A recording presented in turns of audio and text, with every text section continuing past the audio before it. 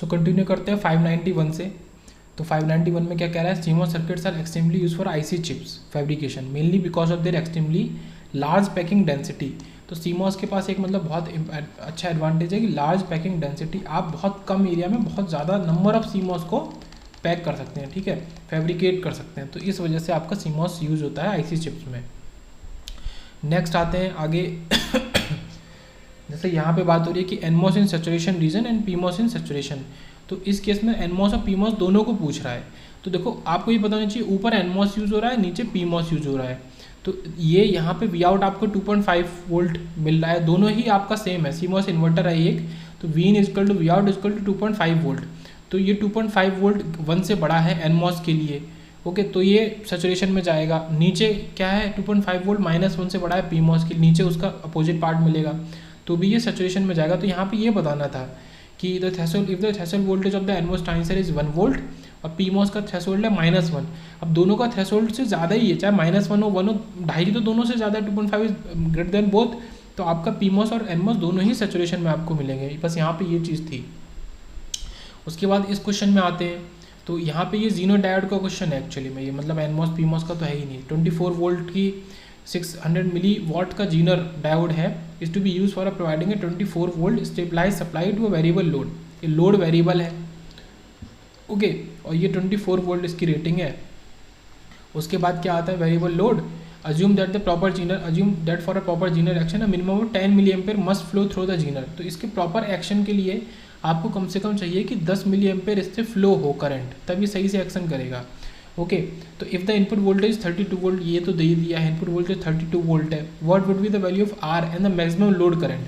तो R की value क्या होगी, ये जो R है और 10 मिली एम्पेयर तो इसमें चलेगी, तो लोड में कितनी करंट जानी चाहिए हमें ये देखना है, ओके। तो जब VZ इसका 20 वोल्ट की बात कर रहे हैं, तो PZ आपका 600 मिली वॉट है, तो सॉरी ये 20 वोल्ट की जगह 24 है, दिस इज 24, ओके। तो ये 24 पे PZ आपका पावर डिसिपेशन इसके अंदर कितना है, और आइज इसका नी करंट भी बता दिया है कि कम से कम इतनी करंट जानी चाहिए, जो करंट कम से कम जानी चाहिए वही नी करंट होती है IZ के। तो 25 मिली एम्पेयर इजकल टू आपका हो गया 32 माइनस 24, ओके, अपॉन R। तो इसका वोल्टेज माइनस इसका वोल्टेज अपॉन R, अगर आप इसमें लगाएं, इसमें अगर आप KVL लगा दें तो, ओके। अभी हमें वो नहीं पता है, इसकी करंट नहीं पता है, क्वेश्चन में करंट इसकी दी भी नहीं है। तो 32 माइनस 24 अपॉन R, बट और यहाँ से हम R निकाल सकते हैं, ओके, 8/25 मिली एम्पेयर, ठीक है, 32 माइनस 24 8, तो 320 आपका ये आ गया 320 ओम। अब यहाँ से हमने करंट निकाली है, मतलब इन्होंने किया क्या है,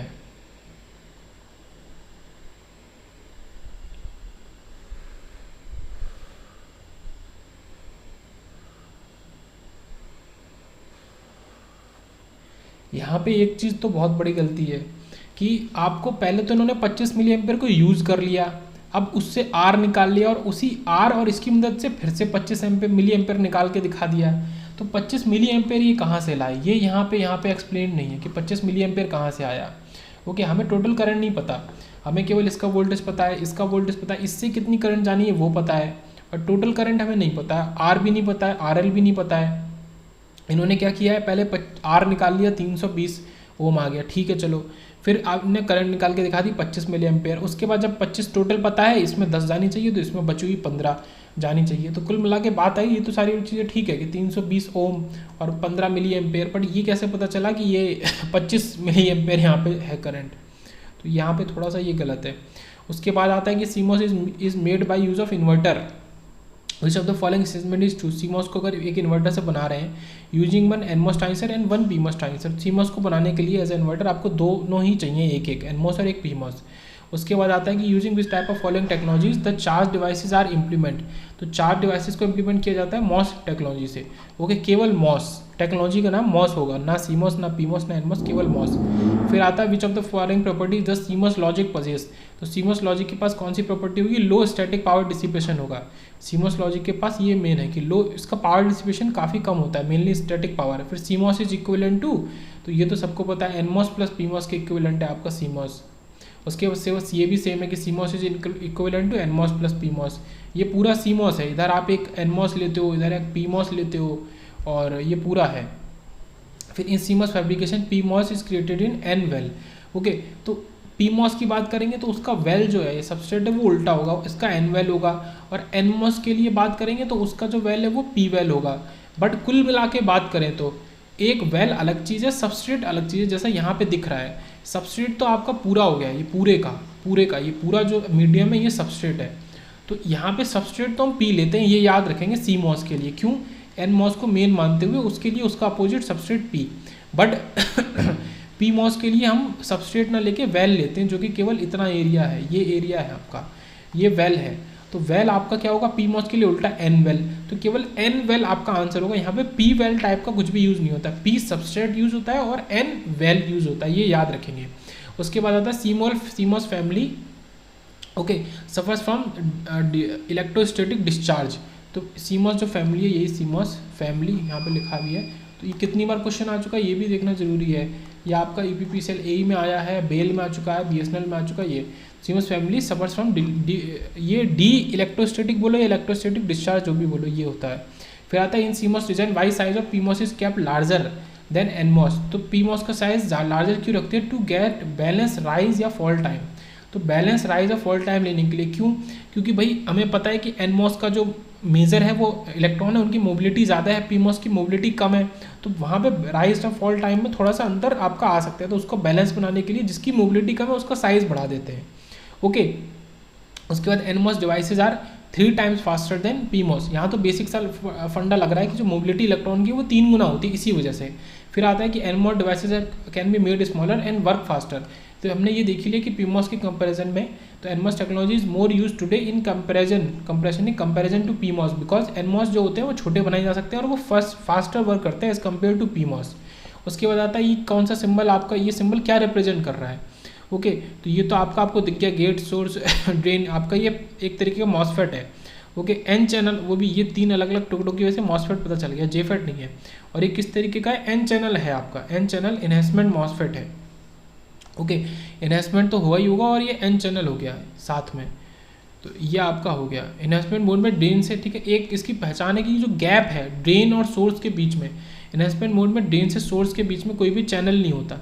ये गैप से आप पहचान लोगे कि ये इन्हेंसमेंट टाइप है।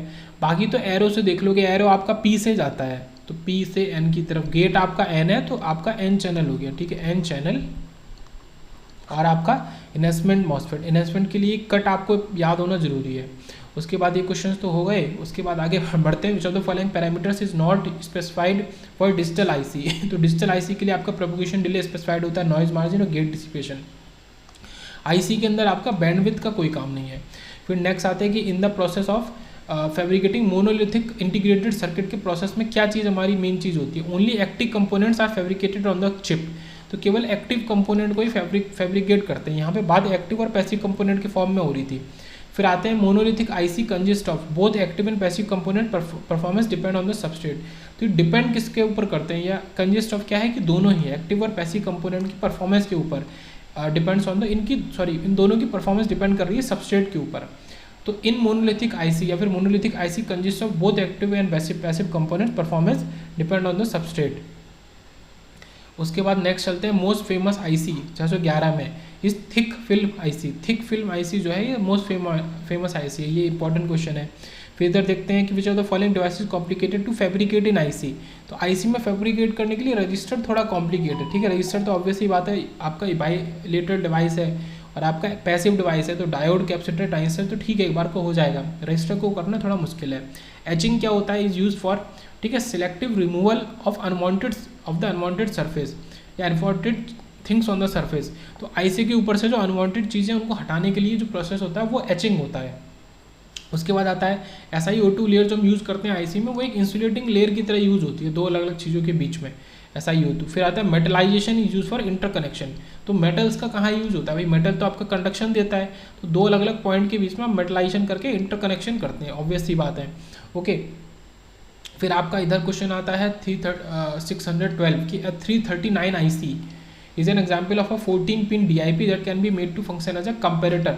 ये इंपॉर्टेंट है कि एक आपका 339 IC है। ओके, ये डुअल इन पैकेज 14 पिन है, मतलब 7 इसके इधर है और 7 इसके इधर है, तो ये एज अ कंपेरेटर हम यूज़ कर सकते हैं 339 IC। ओके, उसके बाद नेक्स्ट आता है कि silicon dioxide is use in IC to control the location of diffusion and to protect and insulate. Mainly क्या चीज़ है, मेनली ये प्रोटेक्ट एंड इंसुलेट, ये वर्ड जरूरी आना है आपके ऑप्शन में। तो सिलिकॉन डाइऑक्साइड हमने देखा कि इंसुलेटिंग लेयर की तरह काम करता है।